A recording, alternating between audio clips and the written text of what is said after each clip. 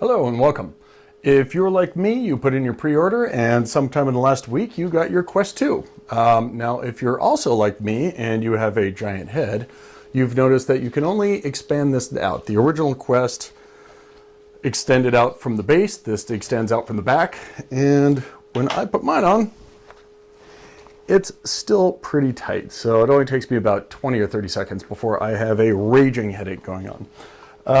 The other reason that the tightness isn't great is you end up with a little bit of a Quest face, which if you wear it for any length of time is not ideal. Thankfully, on my Quest 1, I have this great little halo that I bought on Amazon. I'll put a link down below. But this, hopefully you don't look much more ridiculous than you did with the original strap. But this puts most of the weight up on top of your head and on the back, so the actual Quest just sort of barely sits on your cheeks. And if you are wearing this HMD for any length of time, this is a must-have. Now the trick is, it doesn't fit on this, and I have yet to find one that actually goes on the Quest 2. So what I'm going to do is show you how to make this one work on your Quest 2. So this is actually a pretty easy project, but the only thing you're going to need is the actual halo itself, which I think there are a few of them, but they all basically work the same. Obviously your Quest 2. And a little piece of adhesive Velcro. So I'm using the fuzzy side here. You only need a little square of it. And maybe some scissors and a screwdriver. First thing I'm going to do is pull this guy off of my Quest. Just slides off of the edge pieces there, and I'll set that aside. Now I've got my little headset there. Now, what you want to do to take this guy off is this little strap here just sort of pops off. You can see as you turn it, it'll sort of turn and pop itself off. Same thing with the other side. You kind of want to give it a little bit of force, pull it from the back and turn, come off to get the head strap off. You'll want to take off the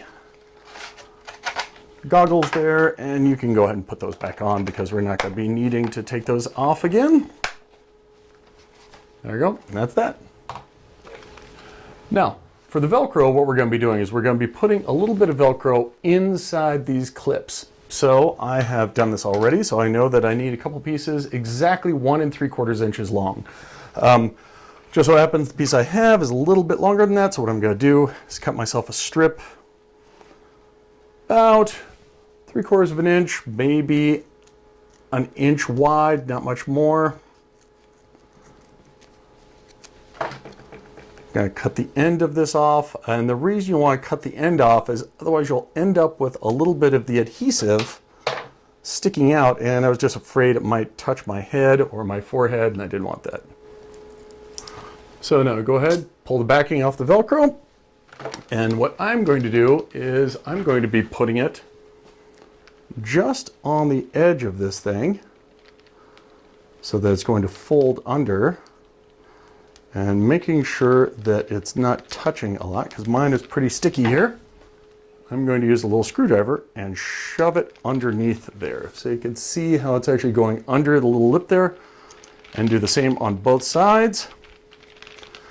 And now you can see I've got a little bit of Velcro sort of holding that in there. Now, fair warning, this stuff is really difficult to get out, so if you ever intend on using your original Quest or using this on your original Quest, probably buy a second one. Now what I'm going to do, I'm just going to repeat for the other side, and we'll get to putting it on the Quest 2. Okay, so I got the straps off of my Quest 2. I've got the Velcro in both sides of my halo here. So now what I'm going to do is I've been doing the tapered side here. You can see it has a little angle on it. I'm going to actually put that guy on first, or forwards actually, and then do the same thing to the other one. And you can see it makes a nice firm fit on there. Like when you put it on, it actually does go on pretty snugly, but not so snugly that you can't move it around still. And the one thing I like is you can see the headphones or the speakers in the Quest 2 aren't obscured by this particular headset. So if you had one that went all the way around, probably not a good idea. You may want to deal with that. This one does not obscure the speakers. So now I'm just going to inch it forward a little bit there, leave it with the setting I had on the Quest 1, and let's see what we got. And that is perfect. Look a little funny, but no more than usual. So there you go. That is how you attach a Quest 1 Halo onto a Quest 2.